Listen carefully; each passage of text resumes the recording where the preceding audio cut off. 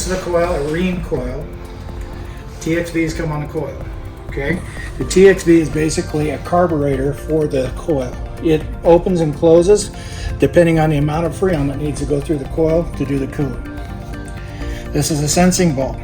The sensing bulb belongs on the outside of the coil, okay?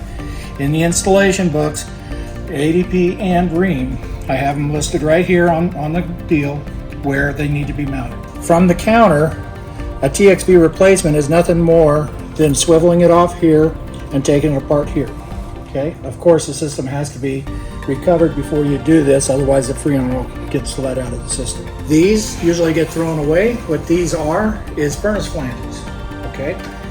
The coil comes with a flat top on it like this, okay? So a lot of people will make a furnace hem on their sheet metal to attach to that. But they can screw these on so that the sheet metal will actually just come over the top and they just screw them in. Most of the time, these get thrown away. When you're operating or removing a TXV, it's recommended we use a proper wrench, not a pipe wrench. These will bite into the metals and stuff like that and leave jaw marks and stuff where these are smooth, or you can use regular box end open-end wrenches, okay? And they are torque specific. This is an all aluminum coil. Most of the ADPs are copper aluminum coils. That means all these lines in through here are all made out of copper with aluminum fins, okay? Multi-positions here. This is the tray that collects the condensate for the AC, depending on where they want to come out on how to drain. Okay. This is a replacement part, a replacement TXV for the ADP. You need to make sure when you do these that you look at tonnage. You look at the Freon, whether it's R22, 410, or 54B as they come out, and make sure the tonnage is right. Okay? When we replace that, that's the key features. Condenser here. Condenser basically has a compressor on the inside. Okay? You take a look at it. I don't know if you want to jump up there or not. But there's a compressor on the inside. Okay? This is a fan motor. Okay? We sell a lot of fan motors. We sell a lot of fans. Okay? The hub shaft is key on the fans to make sure you get the right hub size, okay? It's nothing more than just a set pin here, comes on and off, okay? And then of course the motor itself.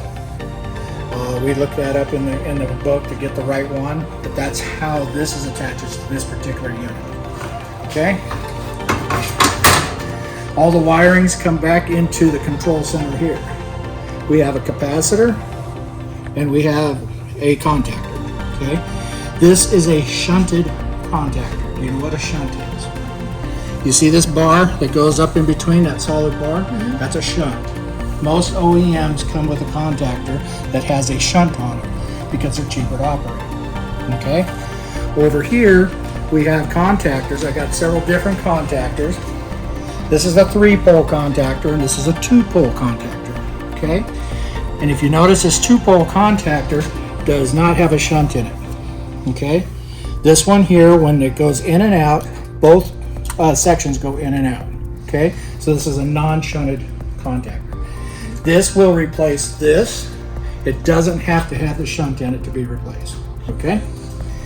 3-pole is usually your 3-phase equipment, and the poles are, as it says, 2-pole or 3-pole. Okay, capacitors. This is a split capacitor. A split capacitor will run both the compressor and the condenser fan motor. Okay, a single capacitor here will only run one item. Like you can run just a compressor or just the fan. A lot of times when we replace the fan, we don't use the split capacitor. We go with a single capacitor.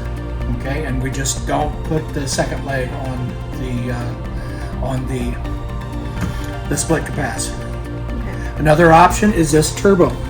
Okay, a turbo, it's a more expensive capacitor, but there's a 5-year warranty on it. Okay, the beauty about these are all these different ports have different microfarad designs. Okay, using these wires here, you can build whatever design you need for your system, It makes it a truly universal. You keep that on your truck. Any capacitor that you need that are within those parameters, you can build up to it by using those wires. Valves, service valves, 3/8, 3/4. Some people call them king valves. There's several different types. This is a standard type. The other ones are bullet type. Bullet type means that when you take this cap off and the pin is run all the way to the top, you can't get anything out the sides. Okay, no pressure.